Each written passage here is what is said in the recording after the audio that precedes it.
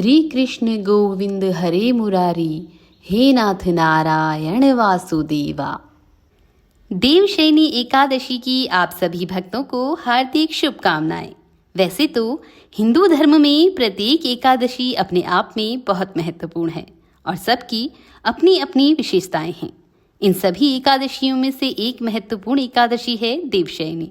आषाढ़ मास के शुक्ल पक्ष की एकादशी तिथि को देवशयनी एकादशी का व्रत रखा जाता है। इसे हरिशयनी एकादशी भी कहते हैं। इस दिन से जगत के पालनहार भगवान श्री विष्णु 4 माह के लिए क्षीर सागर में शयन करने चले जाते हैं। इसलिए इस दिन से चातुर्मास का भी आरंभ हो जाता है और फिर 4 माह के पश्चात कार्तिक माह के शुक्ल पक्ष की देव उठनी एकादशी पर भगवान जागृत होते हैं। इसलिए देवशयनी एकादशी से देव उठनी एकादशी तक कोई भी शुभ और मांगलिक कार्य नहीं किए जाते हैं। देवशयनी एकादशी के बाद 4 माह तक सूर्य, चंद्रमा और प्रकृति का तेजस तत्व कम हो जाता है। नमस्कार, स्वागत करती हूँ आपका एक बार फिर से नीलम ज्ञानवाणी चैनल में। तो आज के वीडियो में जानेंगे देवशयनी एकादशी का व्रत कब धारण किया जाएगा, इसके शुभ मुहूर्त के बारे में, व्रत के पारण का समय क्या रहेगा, व्रत का क्या महत्व है, देवशयनी एकादशी की पूजा विधि के बारे में और इस दिन क्या कार्य भूलकर भी नहीं करने चाहिए। और अंत में जानेंगे देवशयनी एकादशी पर किए जाने वाले 5 खास उपायों के बारे में, जिन्हें करने से जीवन में आ रही किसी भी प्रकार की कोई भी परेशानी है उससे जल्द ही छुटकारा मिल जाता है। तो इस वीडियो के माध्यम से सभी जानकारियां आपको प्राप्त हो जाएंगी। इसलिए आपसे निवेदन है कि वीडियो को अंत तक अवश्य देखिए। वीडियो पसंद आए तो लाइक और शेयर जरूर कर दीजिएगा और नीलम ज्ञानवाणी चैनल को अगर सब्सक्राइब नहीं किया है तो आज ही सब्सक्राइब कर दीजिएगा। तो आइए सबसे पहले जान लेते हैं देवशयनी एकादशी की तिथि और इसके शुभ मुहूर्त के बारे में।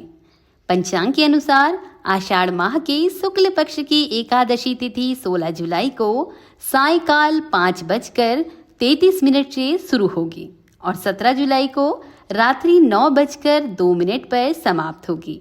उदया तिथि के अनुसार 17 जुलाई बुधवार को देवशयनी एकादशी मनाई जाएगी और इसी दिन एकादशी का व्रत भी धारण किया जाएगा। वहीं शुभ मुहूर्त की अगर बात करें तो 17 जुलाई को देवशयनी एकादशी की पूजा ब्रह्म मुहूर्त में आप कर सकते हैं।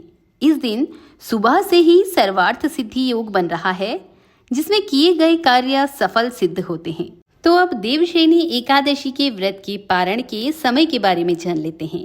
तो 18 जुलाई यानी गुरुवार को सुबह 5:35 से सुबह 8:20 के मध्य आप व्रत का पारण कर सकते हैं। इस दौरान स्नान ध्यान करके आप भगवान विष्णु की पूजा करें और इसके बाद ब्राह्मणों को दान दक्षिणा देकर व्रत खोल सकते हैं। तो चलिए अब देवशयनी एकादशी के महत्व के बारे में जान लेते हैं।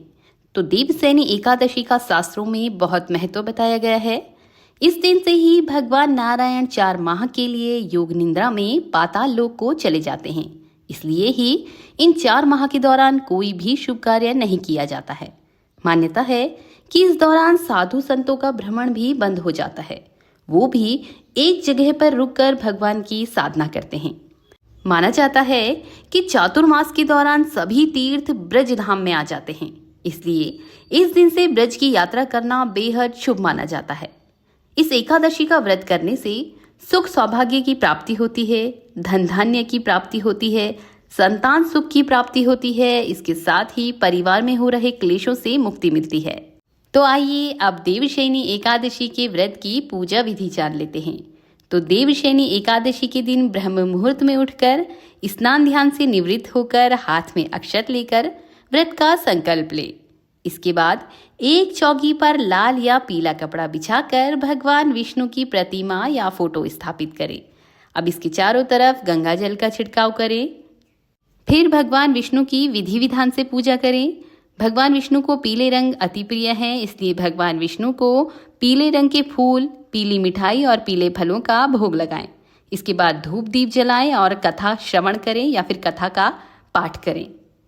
देवशयनी एकादशी की व्रत की जो कथा है वो मैं आने वाले वीडियो में आपके लिए लेकर आऊंगी, तो आपसे निवेदन है कि उस कथा को भी अवश्य सुनें। अब पूजन के बाद भगवान विष्णु और माता लक्ष्मी की आरती उतारें और विष्णु सहस्त्र नाम का पाठ करें। भगवान विष्णु का पूजन करने के बाद पीपल और केले के वृक्ष की भी पूजा करें और सामर्थ्य के अनुसार दान पुण्य भी आप किसी ब्राह्मण या जरूरतमंदों को कर सकते हैं।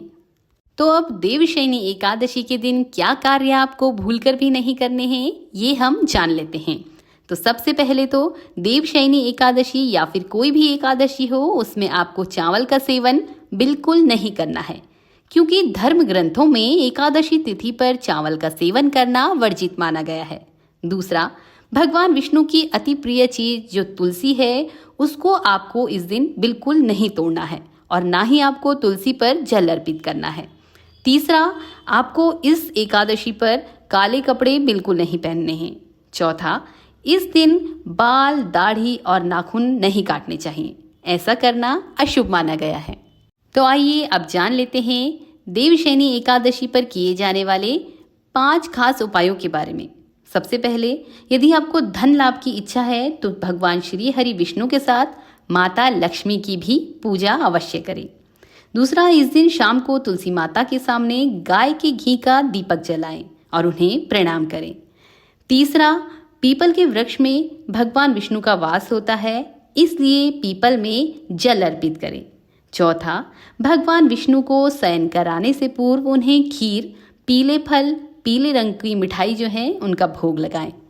पांचवा जो उपाय है वह यह है कि दक्षिणावर्ती शंख में जल भरकर उससे भगवान विष्णु का अभिषेक करें। इससे जीवन में आ रही किसी भी प्रकार की कोई भी समस्या हो, उससे जल्द ही छुटकारा मिलेगा। तो भक्तों, ये थी देवशयनी एकादशी के व्रत के विषय में जानकारी। उम्मीद है ये जानकारी आपको पसंद आई होगी। ऐसी ही जानकारियों और धार्मिक कथाओं के लिए नीलम ज्ञानवाणी चैनल के साथ बने रहें। तो मिलते हैं अपनी नई वीडियो में, तब तक के लिए नमस्कार।